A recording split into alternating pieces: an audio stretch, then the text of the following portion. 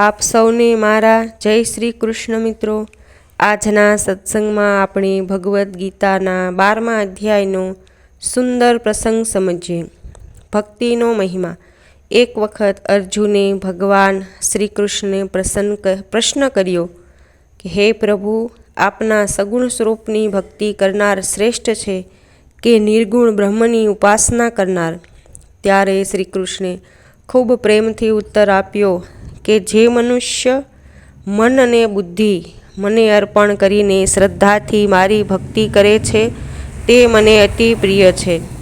ગીતા અધ્યાય 12 શ્લોક 15માં ભગવાન કહે છે, જેનાથી કોઈ દુઃખી ન થાય અને જે પોતે પણ કોઈથી દુઃખી ન થાય, જે હર્ષ, ક્રોધ, ભય અને ચિંતાથી મુક્ત છે, તેવો ભક્ત મને પ્રિય છે।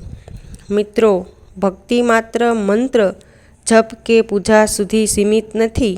સાચી ભક્તિ એ છે સ્વભાવમાં નમ્રતા, હૃદયમાં દયા અને વર્તનમાં સૌમ્યતા। જે માણસ બીજા માટે શુભેચ્છા રાખે, માફી આપે અને સૌમાં ભગવાનને જુએ, એ જ સાચો ભક્ત। ભગવાનને ભવ્ય અર્પણની જરૂર નથી, તેમને તો ભાવની જરૂર છે। એક સચ્ચા હૃદયથી કરેલું હે કૃષ્ણ પણ તેમને સ્વીકાર્ય છે। આજના જીવનમાં જો આપણે ભક્તિના આ ગુણોને અપનાવીએ, 1.